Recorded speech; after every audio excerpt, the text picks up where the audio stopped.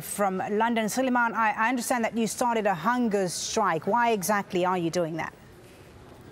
Yes, we're doing that to support our family in Libya, our people in Libya, especially in Tripoli right now. Our people in Tripoli are killing now. Gaddafi is killing them now, right now. And we think that's the only thing, the smallest thing we can do to support Libyans in these dark days. Tell us about the threats that you received from the Libyan regime concerning your sponsorships, your scholarships in London. Tell us more about that. Yes. Actually, as a student sponsored from the government, Libyan government or Education Ministry of Libya, we've been asked last week to attend the protest in front of the embassy last Thursday to support Gaddafi. And we be threatened, if you didn't come, we'll cut the scholarship and send you back. And if you come, we'll give you £300 as expense for your 1 day's stay in London.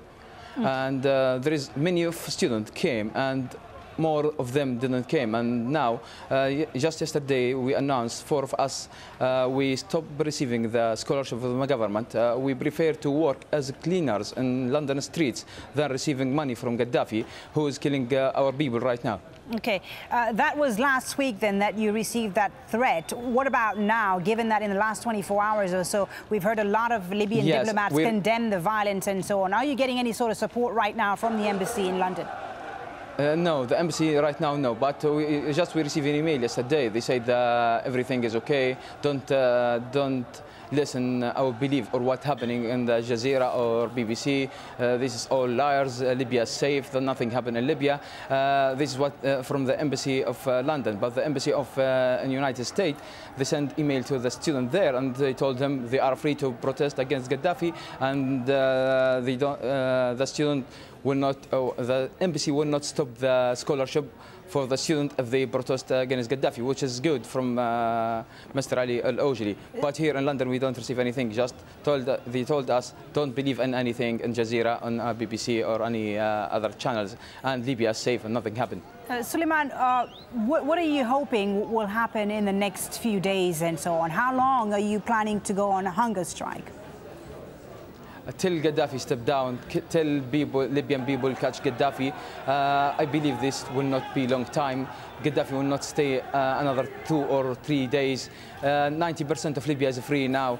All the Benghazi people now celebrate the victory, celebrate the freedom, and there is people now starting to organize themselves to go to liberate Tripoli from Gaddafi's army and his African supporter.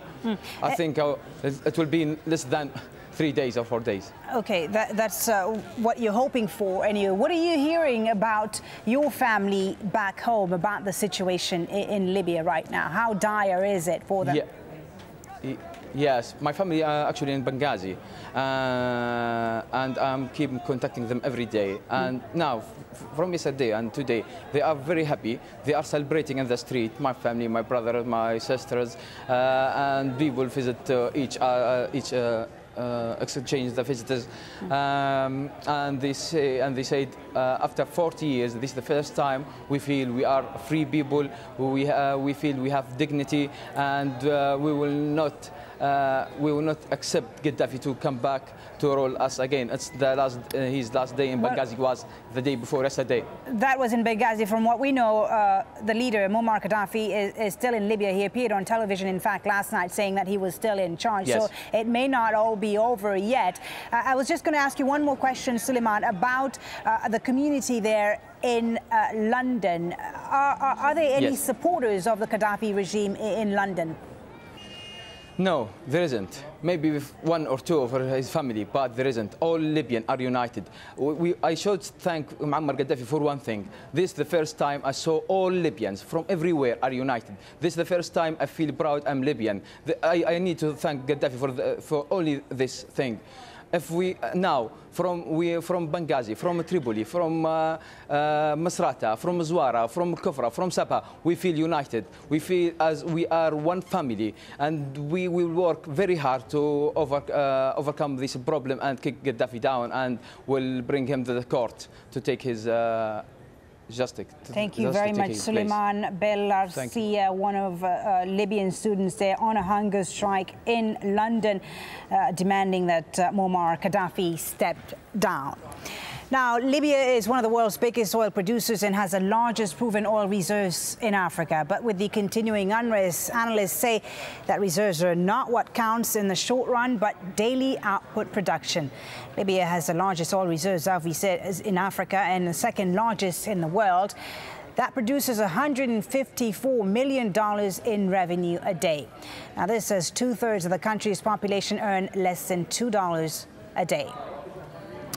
While economists are warning that oil prices, which are rising sharply because of the instability, may well warm economic growth around the world. I think it is a serious risk.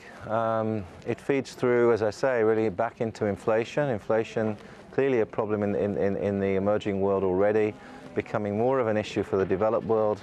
And you know, that's one aspect to it. But the other way of thinking about this really is that rising oil prices, rising food prices as well, are effectively a tax on consumption if your wages are not going up to compensate. And that is going to be the story in parts of the developed world. So I think we need to watch this very carefully in terms of the implications for global growth. Well, Tunisians living in Libya have been returning to their country. The two North African countries share a 500-kilometer border. About 50,000 Tunisians work there and are leaving because of the violence. AlJazeera's Nazanin Mousheri is at the Tunisian border town of Ras Ajdir and joins us now live. Nazanin, it's looking pretty quiet behind you there. Tell us about what's been happening in the last few hours. There has been a steady trickle of people coming across the border, families, people on foot, people on cars, some of them coming from Tripoli, which is about 160 kilometers from where we are.